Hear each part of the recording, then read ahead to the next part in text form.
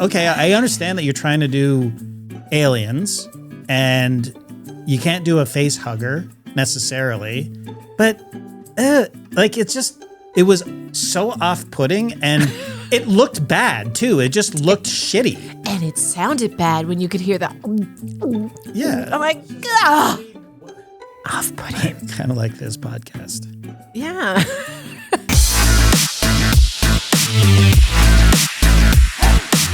Stranger Things. Come on, Rachel. Stranger Things. I can't believe they never did an A-team? Yeah. Did they ever? B.A. Baracus? I pity the fool, all that. Right. That's 80s, right? Why am I blanking on? There must have been a hot girl in the mix. There always was. There was a girl, yeah. What's her name? I was going to say Bailey, but I'm thinking Bailey Quarters from WKRP in Cincinnati. That's how old I am. Welcome to Thumb War. I'm Jason. And I'm Rachel. And we're talking Stranger Things, episode 5 to 8. You just informed me before we started recording here. All 4 episodes, really? Well, I mean, they're kind of all blending into one sphere of crackling information that we're going to just shoot down. Not entirely shoot down. Wow, okay. If it kind of turns into a ball, like a matzo ball of info, you guys watch them all. They don't care. It's all a ball for them as well. That's true. Believe it's me. true. It's so much. It really is. We will be spoiling this, so if you haven't seen it, I mean, congratulations if you somehow missed it and you decided to click on this. We'll take you through it. It'll be like you've experienced it yourselves, but with a very, very, very cynical eye. But I don't know. I might surprise you. I don't know if I'm as out on it as you are, but let's go for it. I will throw it over to you, and you just walk me through it because I have no idea where to begin. Well, I mean, why don't we talk about the stars of the show who have been around for years? So much Well, you're so. gonna list the entire cast? No, I mean, there's Okay, so I'm many. gonna go get a drink. There's so many fucking characters. So many characters. And let me just say this off the bat. You could have got rid of a lot of them by the end of this, people. Yeah, I suppose. Holy shit. You had to hold on to every single one of them. Don't you know the old adage, Rachel, when you're a writer, never kill your darlings. Never, ever kill anyone. Wait, isn't it the opposite of that? Oh, yeah, you're right. Sorry, you're right. Yeah. Kill your darlings is what the adage says, but whatever. They were very attached to their darlings, and guess what? So was most of the Stranger Things fandom. Yeah, but you walk away from this going, like if you walked away and you were thinking about it for days and you were truly moved on the inside. Right. Like there were moments where I was like, oh, this is so good. And like tears. And then everyone's fine. I'm like, well, that was fucking bullshit. Somebody kill someone, for Christ's sakes. Those tears did not have to be shed. My feelings have been negated. What the fuck?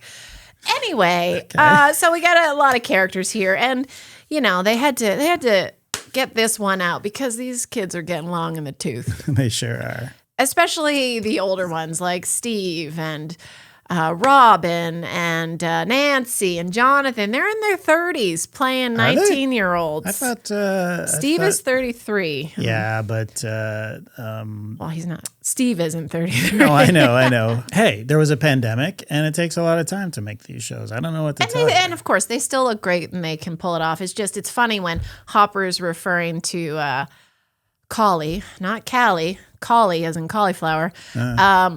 She's a kid. She doesn't know what she's saying. No paying any attention. I'm like, that girl is like 30. What are you talking about? She has 2 children. She's already divorced.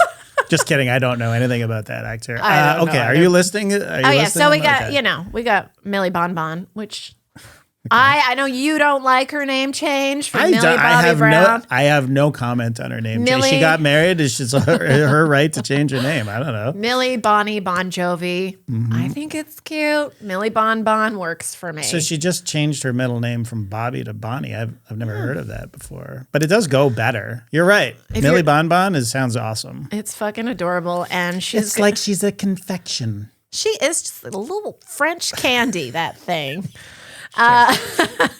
So That's one. Shall I hold my applause till the end? She's 21, plays 17. Okay. Noah That's fine. Yeah, and Noah's 21. He plays 17. Yeah. Finn Wolfhard is, it says 22 to 23 years old. So I guess he's somewhere in between 17. Yeah, no, it's totally fine. And Gayton, 23. And they all play 17. Caleb, 24, plays 17. And Sadie, 23, 17. And that's totally fine. It's totally fine. Yeah. Yeah. So, it's good they got this underway. And hey, puberty's a bitch, man. Yeah. We all went through it. It was awful. But you came out looking great, all of them. Right? And you know what? I do remember having about as many tears as they had. Tears all the time. Yeah. Feelings. Non-stop feelings. So imagine going through, like, being at the height of fame, going through puberty. I mean, shout out to these kids. Yeah, they're lovely. I was talking about in the movie. I don't know what they're doing outside of that. Well, they're also going through puberty. Well, they're not going through puberty right now. No, they're through it. So congratulations. Congratulations for getting through puberty. Why are we doing that? I'm following you, man. What are you talking about? Anyway, and then there's all the older cast. You get the idea. Nancy, who's now Rambo. Can I share what I call her? You can share it to the world, and they will judge you or they won't. It's Rambone. Because she's quite slender. She is quite slender. She's like a skinny Rambo. So Rambone, it's fucking perfect. I'm very impressed with her ability to carry a massive machine gun with she certainly doesn't have Linda Hamilton in Terminator 2 muscle action. Yeah. But maybe it's an on-set foam machine gun. Yeah, I will suspend my disbelief. Foam? It's made of foam. No, I think it's an actual gun. It fires blanks. She was actually firing that weapon. Okay, then I guess she's strong enough to carry it. Of course she's strong enough to carry it. It's a fucking gun. Like, I think they're heavy. I think they're pretty heavy. Look, her satchel's full of ammo, probably not full of actual ammo. The leather jacket she was wearing is probably the heaviest thing that she had to carry around. Okay. Let's be honest. I thought she was cool. She had exactly Rambo's haircut. Oh yeah, no, and it was nice to see a badass. And she's got the aim. She makes all the boys look silly. Exactly. It's nice. Good for I like it. Absolutely. Anyway, her and Hopper have a little moment of admiring each other's skills. Sure. Of killing guys. And I guess that's one of my problems with all of this. Boy. Okay, here we go. Somehow, none of these kids... Well, you know what? Actually, Lucas got a little boo-boo on his chest from the Demogorgon. All right. But nobody gets killed. None of these kids are taken out like by a leg from this giant mind flayer or any of the soldiers. All the soldiers are getting fucking decimated. Mm-hmm. But these little dorks are somehow... They're unscathed, basically. Yeah. Like they have a protective shield. Yeah. No matter what. Yeah. I mean, look, this is a criticism that's, it's run rampant. The internet is, half the internet is calling for blood. Like they wanted. Why not more? Like, honestly, I feel nothing. There's no stakes because nobody's dying. Nothing. Like not even Murray or like one of the, like Collie was the only one. Collie. But nobody cared about her because she was in one episode. Everybody hated her. Everybody hated that episode when she goes to Chicago, right? Like, it's like, okay, well, let's bring this person back that everybody hated just because she has an illusion power, and then it'll sow the seeds of this theory that Mike has that Eleven's still alive, right? Right. Sorry to jump right to the end. We all over the place. Yeah. Anyway, okay, let's talk about people being dissatisfied. So the Rotten Tomatoes scores, first season, popcorn meter, 96%. Critics score, 97%. Second season, 94% for the critics. Popcorn meter, 90%. 89% from the critics for season 3. 86% from the fans, season 3. Okay. So it goes down, but season 4 goes up again. Critics, 90%. Popcorn meter, 89%. So still high. Yeah. Still going strong. This is a beloved show. It's probably made over $1 billion. There's a Broadway stage production that is canon. And the familiarity of season after season and having good storytelling, it's keeping everybody on. Sure. Season 5, critics. I mean, you're licking some hole here. 83%. Okay. 83% from the critics. Yeah. 56% from the fans. Was it when did you take that snapshot? You know what? I will check Because again. I think they gained a lot of people back with the ending. Since 2 days ago? Okay, Yeah. I will. Well, it came out on New Year's Eve, right? So Let's look. Still 56%. Sorry. wow. You got to kill some people. You think that's the problem? How are you invested when no one dies ever and it's constant another beef? Hold on. Am I Okay, go going? ahead. I'm going too much. Okay. No, go ahead. No, I let's need just some beef it up. positivity. Let's beef it up. Okay. First of all, let me tell you how I was very into some of these scenes. Yeah. Like the Steve and the Dustin scene, when they truly are done with their bullshit fighting, they have a real hands-on fight. Okay? Yeah. Real throw down. I'm like, okay, this is getting real. They're throwing stuff at each other. Lego too. How dare you throw Lego? You dorks are throwing Lego? No. That means business. So that happens and they have some words and they separate. Uh-huh. But then it's like Dustin and him, they come back together and I love you, man. You're Right. my best friend. It was very Okay. teary. If they had both died, it would have been okay. They died. They say, you die, I die. You die, I die. I was very worried when they said that. I was excited. Finally. Your bloodlust is creeping me out, Oh my man. God. You know what, though? You need a little Romeo and Juliet. Hey, what's the best friend analogy to that? So, Thelma and Louise? There you go. You need a little, that would have been Sure. perfect. A sacrifice they make together. Yeah. Yeah, they drive a convertible Cadillac off a cliff and into the mine flare. That would have been incredible, actually. I can't believe they didn't. They got his old Beamer going again. That's right. There we go. Steve and Dustin, Thelma and Louise. Or again, tearing up. Literally, I had a streamer down my face. Okay, wow. Jonathan and Nancy. Yeah.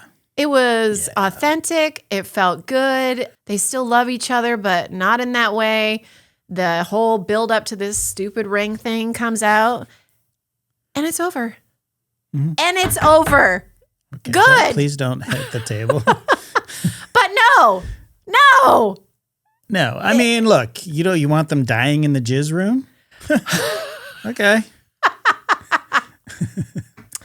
The jizz room, yes. I am with you 100% on the Jonathan and Nancy should have died. I mean, it's Titanic, but both of them die, right? Yeah. I mean, it's kind of perfect. There's And room then for them they're- both and then on the they're out of the table. way. But then you lose your Rambone. You know, But Jonathan, Dustin could have pulled that off with that hairdo too. You're right. He could have replaced it. Steve in a pinch. It's true. I enjoyed that moment. The breakup, conscious uncoupling, I guess you could call it, to use the parlance of today. And speaking of that scene, I wore my pink sweater just to. Oh, right. Don't you fucking take this to Goodwill, motherfucker. I like you in pink. I don't know what you. Jonathan's problem is. How dare you? Yeah, you should, it would never have worked. Ugh. You're getting rid of your girlfriend's clothes. Are you dumb? She doesn't like the Clash? What are you doing? What are you doing? What are you doing, guys? She lied to him. They're lies. They're just their whole relationship was built on lies. But they came clean, and yeah, it was an emotional moment. And this is what Stranger Things does incredibly well, relationships between people. I mean, there's a few misfires. But I also liked about that scene that they didn't do flashbacks. Okay. Well, we weren't there yet. We weren't at the finale. Yeah, but they weren't saying goodbye. That's the thing. Like, that's why there's no fucking the flashbacks are reserved for when it's time to say goodbye. It's just like Survivor. You'll see their sob story and then they get booted, right? They should have died him with you. The Steve and Dustin, I did not like that whole thing because I was complaining about this in the first half of this season where it was just manufactured. I knew it was coming. I said it was coming. It was just like, oh, why are they bickering so much? Why are they being such dicks to each other? This is all manufactured tension. It didn't have to be so intense, though, before. Yeah, exactly. And at least they did us the courtesy of explaining it. Like, they actually kind of stuck the landing there. Where it was just like, okay, it makes sense. He's just afraid that he's going to lose his best friend. And that's, again, this is what Stranger Things does incredibly well. The relationships between these young people. I liked it in spite of myself, even though I was walking right into it. Yeah, me too. Like I said, I loved that, but somebody's got to die. Choose someone. Well, there's gotta be stakes, you know. Continue. Who else should have died? No, it's fine. Let's just stop at go back to the jizz room, okay? Like, in the jizz room with drippy curtains. No, sorry. Still the white room. Anyway. It is a white room. Yeah, you're right. I was very happy that the discharge coming out of the rapey vines was not this. Sorry, back up. Yeah, the Vecna's vines. Yeah. Vecna's vines. I'm really glad the substance wasn't what was coming out of the walls, because that would have been too much. It already was too much. Yeah, it was too much. I can't believe that got past Ted Sarandos or anyone at Netflix or anyone at all. Like, there's so many other options. Why? Why is it a phallus in children's faces? Like, okay, I understand that you're trying to do aliens and you can't do a face hugger necessarily, but it was so off-putting and it looked bad too. It just looked shitty. And it sounded bad when you could hear that. Yeah, it's just like, what does the evil juice or whatever it is, like, it has to be digested by these kids? Like, let's stick it in the back of their necks. Like, we've seen that before. They can still puke it out. Like, we never find out what it is, so it's almost purposeless. Like, it's this dusty, like, it's the mind flare dust. Right. This dusty old monster. Like, what does it do? But doesn't it give them powers like Will has and makes them part of the hive mind? And if that's the case, they don't seem to have any powers. Vecna's using them to get more power. They don't do anything. They're just I know, yeah, like it should have vessels, as they say. Yeah, it should have been draining them. I think that was the point of it. He was using them, as vessels. But anyways, like, I don't want to get bogged down in the why of what's happening. Your suggestion to put it in the back of their head, like Matrix style. Yeah. Why not? Maybe because it's too Matrixy. But, oh my God, put it on the top of their head. But I just not that, not to the mouth. Well, there's only so many orifices, right? Okay, maybe in the nose. But it's never been done. The ass has never been done. Not counting Human Centipede. Okay, come on. That's a go-to for us. I'm just kidding. Wow. Never seen it. Wow. Never seen it. Never lived it. Okay, let's move on. Yeah, off-putting. I kind of like this podcast. Yeah. Yeah, they certainly didn't put the sensual and the non-consensual. Okay, fuck. Sorry, too much. Yeah, okay, well, let's go to chemistry. Since we're talking sexy talk, the chemistry between the couples through all the seasons. Non-existent. Okay. With one exception. Well, there might be two exceptions. Okay. I know it's kind of gross because they were children. Wait, ew. Obviously you can kind of judge chemistry now where they're actually adults. But Dustin and his little friend Susie seem to have the most fun together. Yeah. But I guess it's not chemistry. They were never in the same room. They were never in the same room. Okay, never mind. That doesn't count. They did at least seem like kindred spirits. Yes. And yeah, I would agree with that. I will allow that. But the only true chemistry, I think, was Karen and Billy. 100%. 100%. Certainly zero chemistry between Eleven and Mike. Oh my God. It's like Mike was the caregiver to a severely oh yeah, like it just felt wrong. You know what I mean? You know what I'm saying? Like there should be someone else in the room, like with them. Yeah, exactly. Saying, oh. Every time she's with him too, she kind of talks a lot slower. Yeah. Than she does with anyone else. Yeah, I'm just saying it was off-putting. Off-putting, to say the least, is the kind of theme I think for this season. Yeah. Yeah. For sure. And we're talking about the 80s where the absolute number one movie with the best chemistry ever in any movie ever. Do you know what it is? It's Officer and a Gentleman. Richard Gere and Deborah Winger, who gets a shout out at the end of the episode, the finale. Watch that movie. Literally sparks flying at you off the screen. Oh, I haven't seen it. You haven't seen it? Oh my God. It's probably the horniest movie of the 80s. And that's saying a lot. Like we're talking 9.5 weeks, but on crack. Like, wow. I'm telling you. I'm telling you. Okay. Is he a gentleman? Well, you have to watch the movie. Okay. Not at first. That's for sure. All right, then. That's a great movie. Yeah. Lou Gossett Jr. Okay, so, all right. That's Sorry for the decided. tangent. That's decided. No chemistry. No chemistry. Max and Lucas, like, after they haven't seen each other for so long, it was like... Yeah, exactly. But, you know, again, they're kids, right? So what do you want on one hand? But there was more chemistry and emotion when she was literally dead on the bed.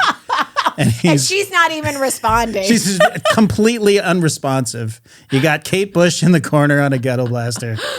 I don't know. This just isn't working. He's whatever. Responding to the music. That's what's working. But look, it's a problem because they're supposed to be kind of soulmates, right? Like it's implied that they will be living together forever and ever. Right? I thought they were when she was in a coma, and then she wakes up and like, this is not going to work out. This is not working out. I mean, it was okay, I guess, when 18 months later, when graduation day, there was a little something there. Yeah, I guess they were teasing each other. Yeah. It was fun, I guess. It's nice to see them watching movies together and stuff. There's a shot of them watching. Oh, okay. Oh, you mean when they take 44 minutes to tell us in minutia how things play out. Well, I'm sorry to tell you, but that's the best part of the season. It's the best part of the season. It is. Wow. They do it very well. They stuck the landing. Okay. For the series.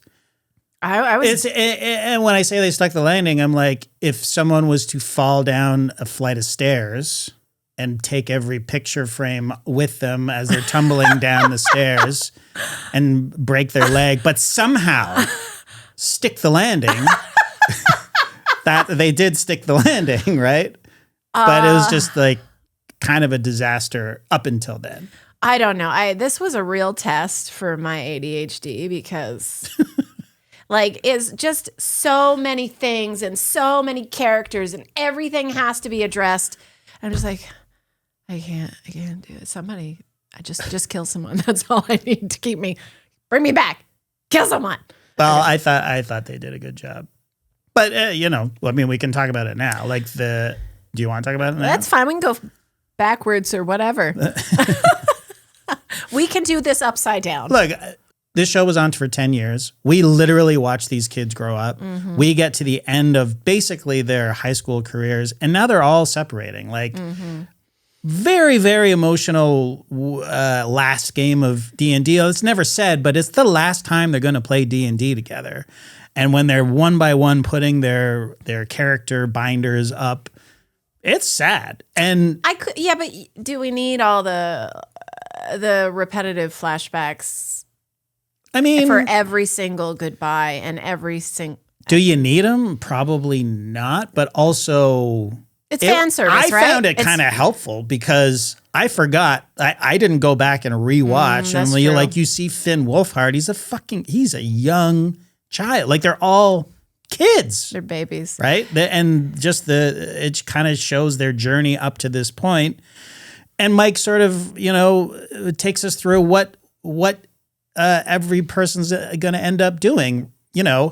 And when it was all sort of, some of it was sort of mailed in or whatever. I was actually quite touched with the Dustin part of it and Steve showing up with the camper van and they're still going to be friends. I love that. And all this, I could have done without Will's future of cruising for guys in a bar. Like, okay, like why don't you, they stop short of putting him in a leather daddy outfit. You know what I mean?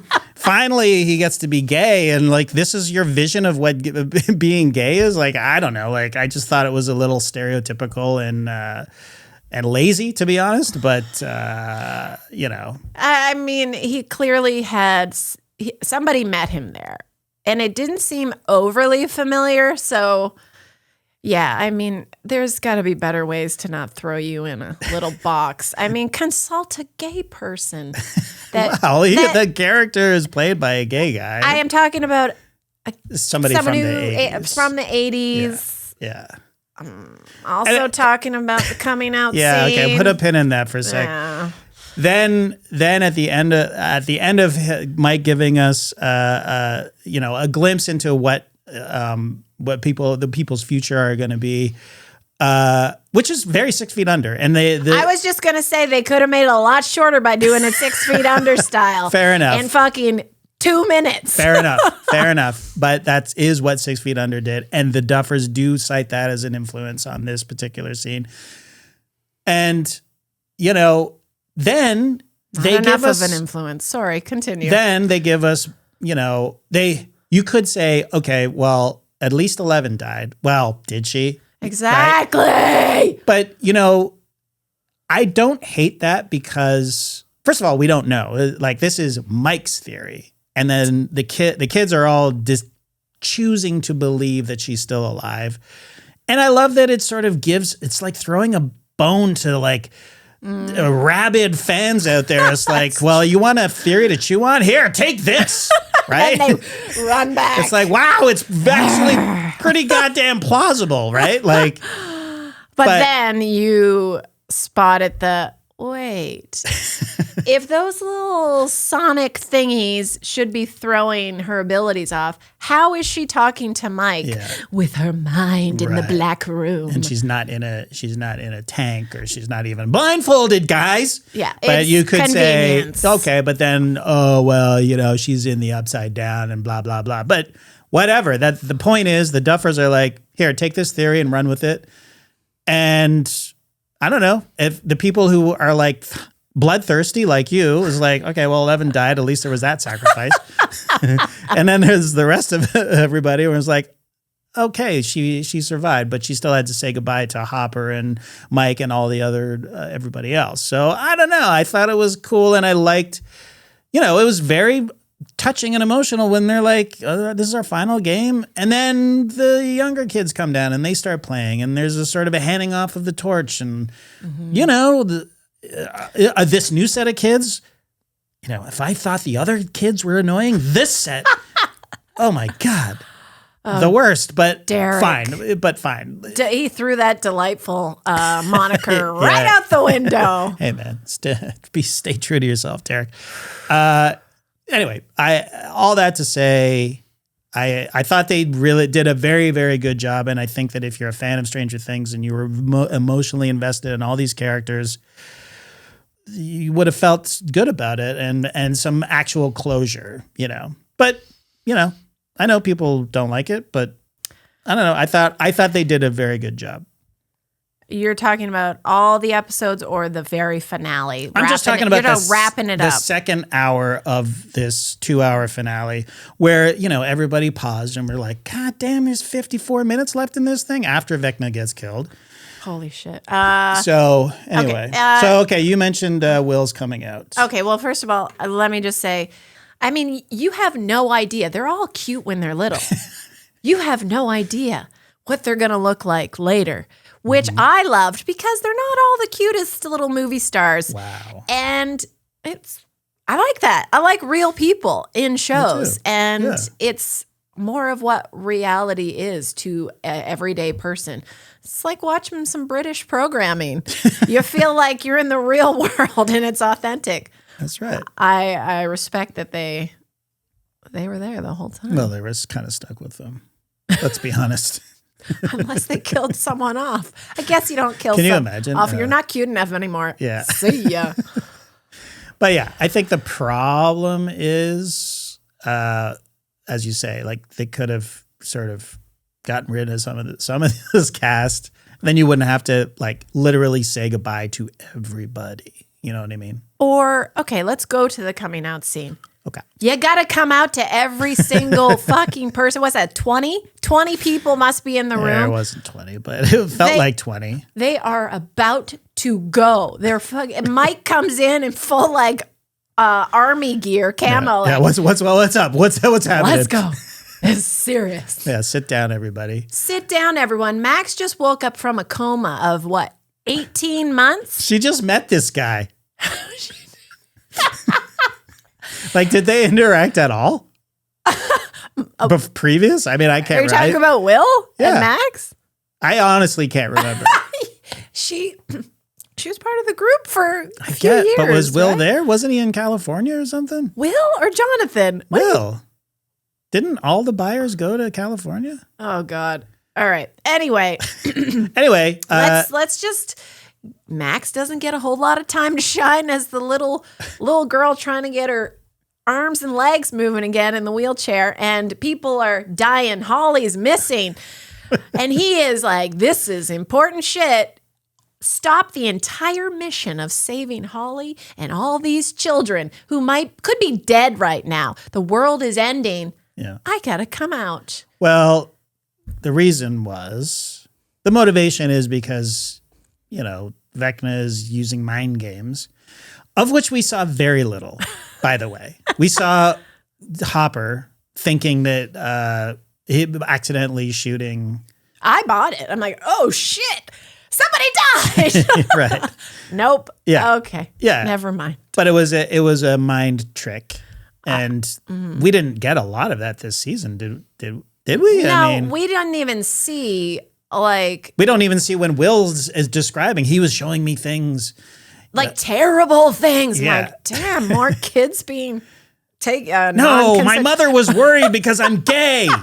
Like, oh. It's like, oh, really? My friends are not going to like me anymore. I'm like, what the fuck? Okay. Dude, you just killed demigorgons and saved your friends' lives. And I'm sorry, but this is the 80s. Right. This is the 80s. Yeah. This group of people, I know they love him, but they're not going to react quite like that. I mean, if Erica was in the room, somebody would be holding her mouth. That's right. I mean, Vecna is being described as like having to go back to the Dimension X to lick his wounds after being shot, set on fire, and like had his ass handed to him. And she's like, pussy. Like, and she sees at the very end of the show, she sees Max and Lucas making out. She's like, ugh, gross. That's a heterosexual couple. Imagine in the 1987 in a small town. I'm just saying, Duffers, you could have asked a gay man from the 80s what it was like to come out then. Okay, but nobody is looking for that kind of coming out. No, of course not. But you need to tell the entire room. Because it's 2025, or it was 2025. And it was a 2025 coming out that's set in 1987. And of course, everyone's going to be supportive. Of course. Except for the one guy that wasn't there, that everybody is saying, well, why wasn't Hopper there? because he's the one guy that might have a problem with it. And Duffers and anyone else writing something that takes place in 1987, okay, let's just say hypothetically that it is actually crucial to the plot that this kid comes out before he fights an interdimensional beast, right? Let's say it's imperative that he does this. Yes. It's so much more dramatic to come out to the one guy that you don't want to come out to. Well, yeah, because right? Robin kind of builds him up to this because she says, I came out to Steve, the one I hated, who I think the girl she had a crush on had a crush on Steve. So that's ballsy. Yeah. And she said it's because, whatever, she was high on truth serum or something. Yeah. So, again, I'm removed from the situation because I'm like, this is bullshit.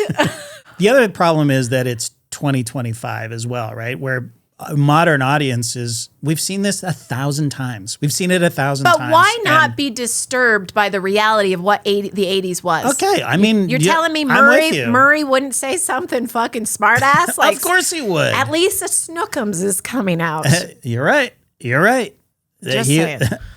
100%, but that's not the show they're making. They are not making a show that is actually going to trigger anyone. Right. And fine. So run with that. Have him somehow, it has to be Hopper that it's just the two of them and they're heading into the tunnel or whatever. And it's just like, look, man, I don't have anyone else to tell. I'm scared shitless here. I need to tell somebody I am gay. And then when Hopper reacts to it, this gruff cop, and he's like, look, man, your mother is going to be fine with this. Yeah. We all love you. And it's coming from Hopper. That's fucking, I would cry. Oh my God, you're giving me chills, right? Right? Yes. But instead they were like, they took the pussiest way out and they were like, let's just gather everybody around and it's just 100% support. But really, the reality is that they'd be like, that's it. Let's go. We got to go, man. Christ. What are you doing? It's coming. The dimensions are coming together. This is your choice. It's a planet crashing down. I don't think we're saying anything that hasn't been said all over the internet, but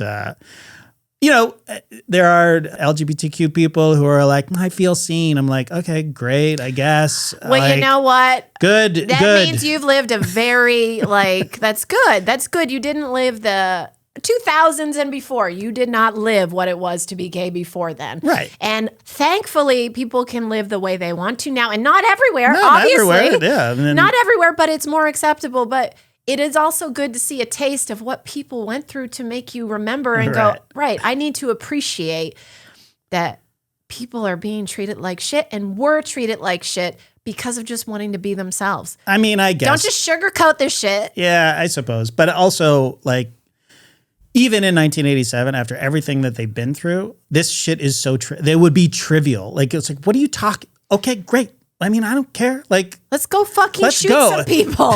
Exactly. So, anyway, congratulations, Will. I mean, this whole thing is like, I saw a vision of my mother worried about me. I'm like, yeah, dude, you're gay in 1987. In 1987, there was, first of all, peak AIDS. Yeah. Right. Your mother is going to worry. And that's not going anywhere, bro. Well, thankfully. No, I don't mean that. I mean the mother the worrying. Worry, yeah.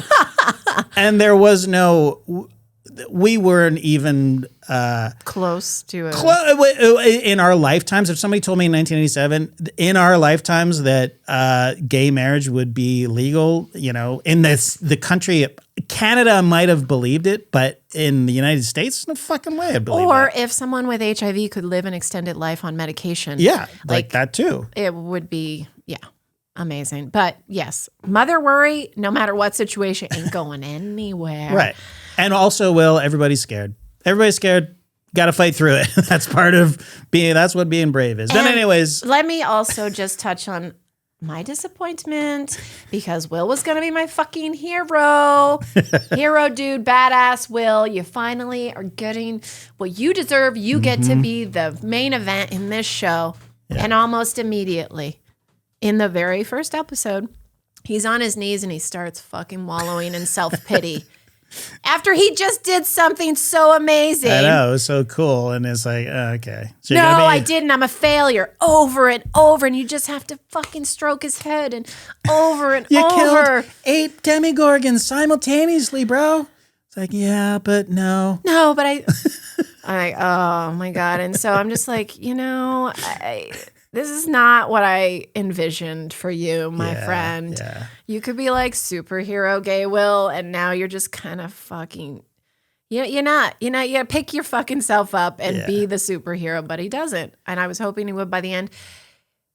I mean, at the end, he is trying to get Henry to do the right thing.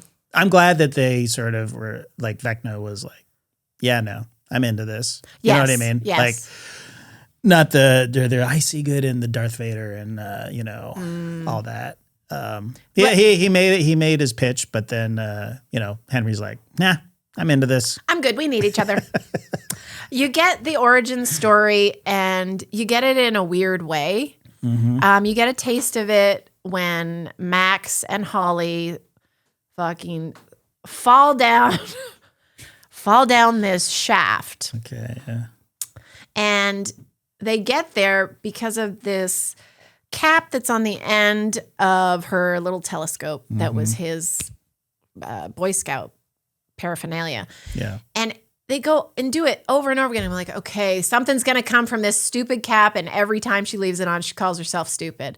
And it finally does. Yeah. And they fall down that shaft. She gets the beginning of the origin story. And then we get the rest of it later when Henry has to go through. Right. So I have a question. Mm-hmm. Why is the Mind Flayer keeping him away from the cave when it's not the cave that he's going to be reminded of all of this? Mm-hmm. It's a fucking shaft in the desert. There's got to be multiple ways to get to this fucking shaft besides this cave. I mean, it's not the only way. It's a whole, there's a circular rock mountain around it, and that is the only way? I guess. But the cave really had nothing to do with it. It was the shaft that was literally a football field or two away. It's just, look, this is what Stranger Things does very badly, and that's convenience. Vecna's powers, he's powerful when it's convenient. And when it's inconvenient, he can't even wrench a small girl from a overweight young boy. Who can't even keep up to run. He's like a mile and a half back, and Holly has to go back and boost him up. Let's go! That's right. There are 1,000 of these points, right? Yeah. I hate all of this. All of the magic. Well, there's the upside down, which I can allow because it feels like a place and you have to go through it. And when you're in this place, it's frozen in time for some reason. And it's just cool. There's shit flying everywhere. Yeah. And it's cool. It looked cool. Mm-hmm. And when things, generally speaking, there are consequences to stuff. Yeah. But then we're in a memory, right? And it's just like a memory. And it's a labyrinth of just going from a cave to a high school for some reason on the same day. We never find out what that's about other than... You just get to see Joyce when she was younger and... Well, I think the play is involved, right? Because they have to go through the high school and wait for the curtain call of the play to get through to something else. But why? Fucking who gives a shit? Right. It's just like so dumb. Like, and nothing can hurt us here, guys. Don't worry, nothing can hurt us. But I can take my poker and... Well, yes. Why does... This is when you get the true origin story. And I'm like... So they make her decide after all the kids are through. She sees her poker and like, I'm gonna go kill Vecna. Yeah, little girl is gonna take that poker and go. I'll defend this one. Okay. Well, because she said multiple times, the Demogorgon attacked my mother and I just stood there, and then Vecna attacked Max and I just sat there. I just stood there. I couldn't do anything. But couldn't she have done that? When she got closer to the escape, if he was closer to them? Yeah, 100%. But it's just like, okay. But that was a device to get him to notice the guy. To have to live through the memory of getting the mind flayer stone or whatever the fuck it is. And then we get the full origin story. And then we get... Do we? I mean... Well, he's got this... No, not the true... I mean, we get this... Whatever this rock is, wherever it came from. This guy, he bludgeons to death. Somehow at the last minute is on his side. First, the guy shoots him. And then when it's in him, don't let it overcome you. Yeah, like, he was like dead. Literally a shot of him like eyes open, dead. But now you want to help the kid you just shot? Right. What the fuck is happening? Yeah, anyways. It's just whatever. This is for the spinoff. Like, that. I think it's been said even. Like, this is going to lead to a whole new Stranger Things. Okay, this is and it's just like, who cares? Honestly, who gives a shit? I hate the fabrication that has no basis, no explanation. It's just to work you and move to the next thing. You lost me. I mean, there's certain things that are very cool to look at, right? And the production does a decent job of like, okay, we're in a memory and now we're in a different memory and now, all this creepy shit is like happening. A little Alice in Wonderland. Yeah, totally. And and even in the Upside Down when they're running through and they're like, oh, look at all these pregnant women are given blood transfusions. Well, okay, I have another question. They stole Collie because they wanted her blood. They just pumped her dry. Endlessly you took her blood and she escapes and she somehow gets in the room and she sees what her blood has been doing. It has been pumped into all these pregnant women. Right. But it's poisoning them. They're all pregnant at exactly the same way. Like the bellies are exactly the same. Did you notice that? Well, I guess maybe they were science experiments from the get-go and they were all impregnated artificially. Who knows? Yeah. But so then if they are all, like she said, they are all a diluted version of Henry and they want new ones. Dr. K has done all this. They want new kids that are not a diluted version. Why is 8 diluted and poisoning these kids, but 11 won't be? Why is 11 as good as Henry when she was born from Henry's blood and her mom? Like what? Collie was? No, 11 was, but yes, Collie was as well. Why is 11 the secret sauce? I wouldn't know. Here's another question. If Vecna's the guy, you got the full military, why are you going after 11 and not just going after Vecna? Because chances are you're going to get the same result from 11 that you're going to get from 8, right? Well, you would think that would be the same result. Of course it's going to be the same. Why wouldn't it be? Although 11 seems more powerful than Kali, I guess. Her powers at least are equal to Vecna, I guess, because she ended up beating him. She ended up defeating him. With the help of some plucky kids, though, don't forget. Well, I mean, I know Dustin and Steve knew how to pop a zit as a team because they were just pulverizing the pimples under the mind flare and lancing boils, as you so poetically described. Yes, they turned into Snake and what's his name? Joey Jeremiah. That would be hilarious. A cameo from those two would have been great. As a Canadian, got my Toronto Maple Leaf shirt on and my Kinesis Lake shirt on. A little Degrassi. Let's get some Degrassi in there, guys. That would be a spinoff I'd watch. That would be fucking weird. Stranger Things Canada. They could do it. That'd be good. Speaking of the military, fucking useless. Like, I don't even know why Linda Hamilton was there. Like, I don't know. Simply for the 80s cameo. This is part of the problem of letting everybody live, because all the soldiers died. Like, not all of them, but a great many soldiers lost their lives at the hands of the kids sometimes. Like the most useless military of all time. Yeah. I mean, at the end, especially where they're all holding Mike back, but 11 is your target and she's standing right there. And they let the whole psychic conversation happen. It's like, guys, She's right there. She's right there. Dr. K was like, where is 11? She said it about 1,000 times. Where's the girl? Where's the girl? Akers says, like, where's the girl? There she is. The bomb hasn't gone off yet. They don't know about the bomb. It's like, Dr. K should be like, go get that girl. Dummies. Right there. Nope. But she just stood there. But then there was that awkward confrontation where Akers is giving her lip, and she literally, I don't know, that must have been improv, right? Because it was so fucking cringe. Just grabs his lips. Yeah. Like, oh, you're so intimidating. Like, what is happening? Yeah. I don't know. This is insane. It was bad. Linda Hamilton completely wasted. Thought there was going to be some kind of reveals or whatever. It's like, okay, you're just a relentless pursuant of a child with powers. Okay, fine. But you're also completely... There was no depth. There's no nothing. They were just like toy soldiers, basically, to just completely expendable. You look back at the Children of Men shot from episode 4 where... these guys are completely useless. Completely useless. At one point, there's a Demogorgon in the middle of all these guys, and they're all shooting each other. Basically, they're shooting at one another. There's no fucking way a trained soldier would ever do that. I mean, maybe they don't send their best and brightest to the upside down or that detail, but goddamn, like. Yeah. It was insulting to the intelligence, and you know how I hate that. I hate that. Any positives? There was also a moment, I guess this isn't positive, it was just confusing for me. It was when Derek is following Max and Holly.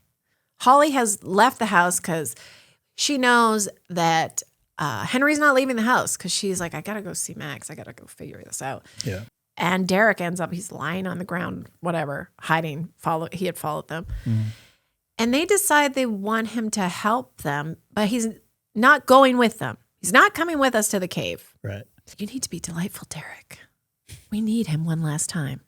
So I'm like, oh, what is this big plan? What's happening? But then the next shot that he is there, he's just leaving and giving attitude to the kids. Right. And he's like, who's going to stop me? Mr. Rogers? He can suck my big one. Or, fat one. Yeah. And then it goes back to Max and Holly. And Holly's like, oh, what if Henry catches him? She's like, oh, it's okay. He just has to get the cave in time and Henry will take the bait. First of all, what bait? He's the bait. No, but why do they want Henry to go there when they're trying to escape him? Oh, I thought they wanted him to just chase Derek and not go to the cave. But they told Derek to go to the cave. They gave him a map. Right.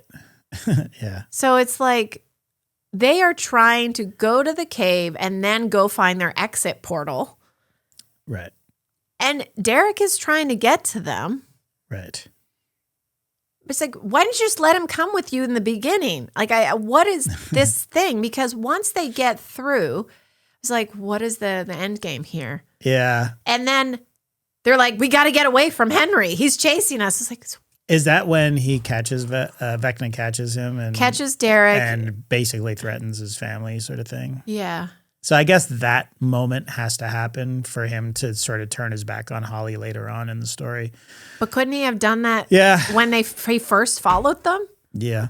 It was totally unnecessary. Unless there's another scene that just didn't work and is missing. Like, could be. Because there's like, what was the purpose? There's yeah. I mean, I don't have an answer for you because I think it's just either a bad edit or just a situation that was created for something else, like threatening, or whatever, like a dramatic way. Because it's not dramatic for her to just slip out of the house and run to the cave, right? Like, but it would have been fine. It's nonsensical though, and it throws me off. I'm like, totally. I'm missing pieces here. There's a whole bunch of shit like that, and there's like.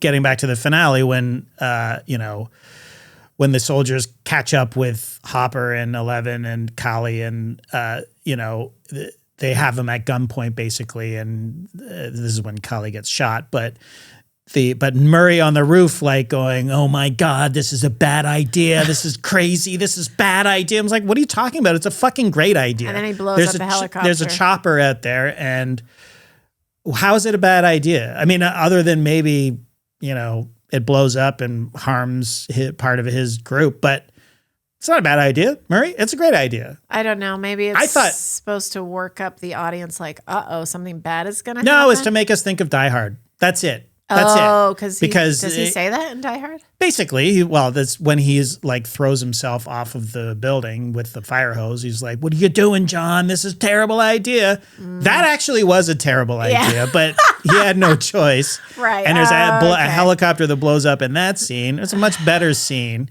The Duffers are going to be so spoiled after this because they have spent 10 years basically thinking of their favorite movies and just, how can we take my favorite scene from this and put it in this? And do you know what I mean? And it doesn't need to make sense. It doesn't need to make sense. Everyone will eat my shit. That's and right. Love it and ask for more. Exactly. Everybody's going to go, Aliens, Die Hard, Terminator. I love that. That's way too easy. It's way too easy. I know. So their next project, you're on your own, boys. You got to come up with the stuff yourself because we're going to be watching. Well, maybe it's going to be 70s. Maybe not. Okay. All right. I lived through that too, so I'm going to have my eye on you. Okay. I know we're trying to come up with positive, but I'm not there yet. Not there yet. I came up with positives. Okay. So well, I like the ending. Okay. Well, I think this might have been more cringy for me, or at least I was yelling at the TV more than the Will coming out part. And that was when the portals open. And they walk so goddamn slow and talk about things. And it's this huge, long, inspirational, motivational pep talk. Yeah. It's like, you couldn't have done that before this, bitch. Like, you missed the portal last time. There is no sense of urgency this time. Yeah. Are you crazy? Like, why? Well, worse than that is, taking Holly in there in the first place and being like, "Oh yeah, by the way, you can't come with me. You have to stay in this hellscape and look for your portal. And mine's about to close, so bye." That's true. Maybe that's why she didn't tell her before. Yeah, exactly. It's like, I'm not doing that. Thank you. I want to come out of the guts of a dusty old mind flayer and just poke around. That's right. Well, she didn't know. She thought she would be in the Upside Down. But anyways, this was kind of spoiled for me in a way because we were in Mexico and I had seen a bunch of memes about, they're still talking about, like 8 hours later, they're still having this discussion. I got up and went to the bathroom and got some popcorn and they were still having this discussion. And I thought, it can't be that long. It's that long. It's excruciating. It's so aggravating watching. And the stage running, like, guys, get a bigger sound stage because we want to see sprinting to this portal. I mean, sure, shoot it in slow motion. You want to have Kate Bush cranked. Great. I mean, that's fine. But yeah, it's just like, okay, I guess it's time for a speech. It's time for a talk. Take a knee, Holly. I'm gonna explain all this to you and Godspeed to you. And then, her portal comes up and that's fine, I guess. But it's just like, again, there's no stakes here. There's nothing. It's just about, okay, we're just gonna milk the emotion of this and we got to get our money's worth on this Kate Bush song. So let's hammer it one more time. Yeah. She's finally out. Yeah. I used to like this song. Hey, and then we got some actually really good needle drops for the rest of the season, or the finale anyway. We got Pixies, we got Cowboy Junkies, we got Iron Maiden. Yeah, that's true. And it was great. And then the score takes over in the end. The Fleetwood Mac Landslide was great. I got no complaints on the music, including Kate Bush. I love that song. I always have. So yeah, it's just time to wake up, bitch. Don't ruin this song for me. Okay, I liked the hospital scene. I mean, I again, no chemistry with Robin. Sorry, you're going to have to be way more specific. No chemistry with Robin and Vic, but it's irrelevant. Robin and Vic. Vic is the candy striper. Oh, Little Orphan Annie. Yes. Yes. Canadian treasure. Right. She goes to the hospital. Max is there. Lucas is there. They realize, soldiers are here. Demos are coming. And they do a little announcement so that everyone in the hospital can hear because they can't get through to Lucas. Yeah. He ain't answering the phone. He's with his baby. He's with his baby playing her song, waiting for her to come back. So that was fun. The demi dogs or demo dogs chasing him down. Yeah. They get to the basement. Karen's here. I was happy. I stood up. I was happy. I stood up. And it's so silly. Like, so silly. They get to the basement. There's all these washers and dryers. Mm-hmm. We know Karen's involved because she's perking up listening to the announcement in the hospital. She's not saying much. She's still not great. She caught a glimpse of those oxygen tanks as well. We knew what was coming. Did we? she's gonna save the day again. She's seen Jaws. So they come down. They're like, Lucas has Max. He's like, follow me. He takes one step, sits down on the floor. Like, what? This is your idea for the group, and you're taking control. Wow, he was tired. I mean, follow me, and these dogs must be blind, have no sense of smell, and like he's playing music too. Well, yeah, because she hasn't come out of it yet. She's like, you got to turn that off, man. He's like, I ain't doing it. I don't care. Like, okay. What is happening right now? The deaf, dumb, and blind dogs come in. Vecna didn't send his A-team. That's right. You know what? Send in the dogs. They'll be fine. They'll be fine. But Vecna, they can't see or hear or smell. It's like, nah, that's fine. That girl's in a coma. What is she going to move? I don't think so. They're bored. They don't even play with their ball anymore. They're depressed. You got to give them something fun to do. That's right. Oh, they're going to go in the dryers. That makes sense. I mean, it's probably dangerous, but just sitting in the floor, like, anyway, but Karen saves the day 'cause she put a little oxygen tank in that hot dryer. Ding! Right. Distracting them with a sound. So, sorry. They only respond to huge metal clanks. Clank, clank. And they're watching it through the window. Like, it's really dumb, aren't ya? So, and then kaboom. A satisfying explosion. And then, you see Karen. She has her hero moment. I mean, okay, fine. I mean, she could barely stand. I don't know how she threw 2 or 3 of those oxygen tanks into that industrial-sized dryer. I think it was one. Was it just one? Yeah, because it goes, you see one. Oh, okay. Turn around and they must show you that it says oxygen in case you were wondering. They do, yeah. I was happy with that. She freaked out on the candy striper. Poor Vic, probably used to that, working in a hospital, so it's fine. Right. She takes a lot of shit, I'm sure, from sick people. But Karen's not going anywhere. Mike's, we got this covered, babe. Yeah. Mama, we got this covered. No, stay safe. That's great. So again, Joyce. Come on. You suck. You Compared to fucking Karen? suck. Oh my God.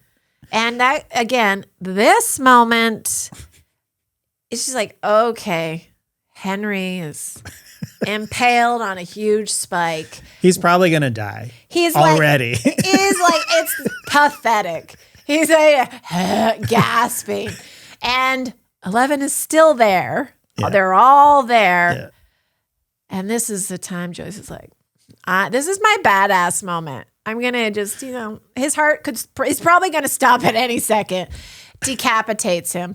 And everybody, all these flashbacks, their therapeutic anger release because they get to watch Joyce decapitate something that's pretty much on its deathbed. Right. This is, it made me feel icky, to be honest. Totally. Well, I mean, yes. There's like a public hanging. It's like the big game hunters who go into a park and the animals are so drugged out, they're just basically walk up to you and they're looking at you and they're like, all right, there he is. There's the mighty beast you've come here to slay. And then 11's just kind of like, okay, you're going to take credit for that, bitch? All right. It's like, I did all the heavy lifting, but okay. I mean, and Winona Ryder could barely lift that axe. And by the way, we already saw her wield the axe against the Demogorgon in the first half of the season. Not good. But yeah, it's just like, it would have been way better if she just was like, give me that shotgun from what's her face? Cock, boom. Blows the head up. Boom. Like, just blew him up, because then it's more believable. Like, I could see Winona struggling with the axe, like, and they kept having to cut away. How many hack? Yeah, but they wanted to have the boom, the flashback, boom, flashback, which you can do with a shotgun, and it would have been more visceral, and it would have been just way more fun for Winona Ryder. Like, never mind Joyce, but you know what I'm saying? Yeah. It's just like, if I was the director, I'd be like, oh God, this axe is not working. Do we have a lighter axe? Well, we got this little hatchet. It's like, here, that's not borrow gonna work. Nancy's foam gun she's been carrying around so well. Exactly. Can we get props department? Can we blow up his head as the shotgun blast and just have him eviscerated? It would have been way more fun to watch. I just thought it was so stupid. The revenge, right? Like this being stole my son. Like, I get that, and put them through hell for the past 10 years or 3 years or whatever it is in the show. Right. It's just like, yeah, let her have the final blow, sure. But I get what you're saying. Like, he's already dead, basically. It's And like, also, when the audience hears his sick, gurgling. traumatic, well, yes, but his sick, traumatic story that happened to him as a child, and him and Will connect, and Will like has sympathy for him. Right. And then it's like, oh, okay, well, all right. It's just a fucking public execution. Everybody fucking get your thrills. Yeah, exactly. But they were the cutaways. I thought it was almost like, ugh, you know what I mean? Like they were kind of. Yeah, that's why this it's is like a bit much. Okay, like, bitch, what you doing? What you doing? Yeah, but like clack clack boom, clack boom, clack, and then click, and then click, and then somebody has to gently take the. Like, remove the, like, Joyce he's gone, Joyce, he's gone. You know what I mean? Yes. And then collapses in like a heap of tears of relief, right? Yes. They should have hired me. I should have hired me. You know, you got a lot you need to do, dear. Mm-hmm. Dear. Okay, can we talk about Ms. Millie Bonbon's time in the wetsuit, the body glove wetsuit? Because there's a lot of time in that goddamn wetsuit. I want to talk about UTIs and yeast infections because goddamn, are you chafing all over? There must have been. That poor girl. I mean, it couldn't have been comfortable wearing that all the time. Body Glove must be making some money, though, from that. I wonder how much they paid them to have that in for what? All the episodes? Hey, look, you're paying your cast. I mean, I think all the kids are getting like $9 million or something each. And Millie's getting more than that. So you're wearing what I'm telling you to wear. Maybe they were just trying to like torture her. It's like, first half of the season, you're going to be dressed like a Goonie. Right? Shorts on the outside. That's right. Shorts on the outside. That's right, Millie. Shorts on the outside. Why? Because I say so. And the second half of the season, strap in because you're wearing a wetsuit. Or is that a clever way of them like 7 of 9? No. 7 of 9. Okay. Yeah. Or Mystique, just like skin tight, sexy outfit for a child and get away with it. I guess. I don't know.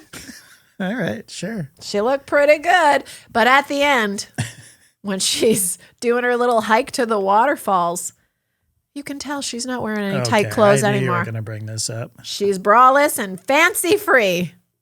Yeah. Because she's been all wearing a wetsuit this entire season. She's like, never again. You know what? Will these titties be confined? That's right. The girls are running free and chasing these waterfalls. They're running up that mountain, get to that waterfall. Yes, there had to have been some chafing. She never looked moist. Never looked moist getting out of that water. Her hair didn't even look wet. There was Okay, let's talk about the reality of some of these situations. Okay. You're in the water, you get out, there's not a trickle of water going down your face, makeup's still intact. Didn't notice. Or the fact that none of them have parched lips. It's all lip smackered. Like Winona Ryder, full makeup all the time, never askew, juicy lips all the time. I'm like, come on, guys. I haven't seen you had a sip of water the entire time. Give me some cracked lips. Give me some authenticity. You can't look this good all the time. I mean, point taken. I'd have nothing to say about that. But you're right. Let's talk about the spider fight or the mind flayer fight. I have to admit that I found this pretty cool to look at. Right. I thought it was fun to see the pain tree or whatever it's called turn into the mind flayer. Oh. And, you know, it was like I was surprised. Yeah, me too. Because I forgot, like, from the early on in the seasons, what it looked like. Whoops. And then it's just like, oh, that's perfect. Yeah. So that part of it was cool. I really liked Eleven's sort of movements. Like we were roasting her for her training montage off the top of the season, but this worked. I don't know what they did differently. Probably a lot of CGI involved, but her flips and turns and when she flies into the air. Yeah, and she tears it looked cool. Tears at another a-hole. Yeah, indeed. And it flies through it. I thought that looked cool. And taking out, you know, I know you had a problem and I did too. It's like, guys, how are we going to fight this? Oh, I know. I'm going to run. Literally Leroy Jenkins it. Rambone goes crazy. It's like, I'll be the distraction. You guys just, all you need to do is get on those cliffs over there. Okay, let's, 1, 2, 3, go. And then wait, it's a day's hike. Anybody have climbing gear? It's a day's hike to get to the cliffs. And then we have to climb the cliffs, which is going to take probably another day. But okay, Nancy. But, you know, well, who cares? Honestly, at the end of that, who cares? No, it's fine. But it was fun. I thought I've seen people complain about the CGI. I'm like, what are you talking about? Oh, it looks fucking great. It does. To those people, I would say get a better TV. I don't know what to tell you. Like, we watched it on our 4K TV. It was awesome. And maybe suspend your disbelief a little bit. You know what I mean? But I thought it looked great. Yeah, I mean, it doesn't look good on our other TV. No, it looks like shit. That's why I keep saying we got to get a better TV for our bedroom. Anyway, No. I thought it was fun, even though it's stupid. Like, it's incredibly stupid. Like, these, they're just basically distracting the thing while 11 is doing her thing. Whatever. And that and the negative of that is I can't stand a magic fight. I hate it. This is why I never got into Harry Potter. I don't like the Force in Star Wars a lot of the time. I mean, I'm kind of okay with it because there's at least some swordplay. Well, that, but also there are limitations to the powers, but it's just like, okay, it's like because it's too convenient. You got a magic Groot versus a magic little girl, and it's just a lot of and for the audio listener, I'm just gesturing and I'm making my magic come out of my fingertips. And then you have Will cupping the balls of Vecna with his white eyes. You know what I mean? Yeah. It's just like, okay, I guess. Can do that. It's like, I'm a mile and a half away, guys, but I'm contributing. Yeah. At the last possible second. Yeah. So anyway, I don't like that stuff, but that's fair. The good guys prevailed, and at the end of the day, who gives a shit, right?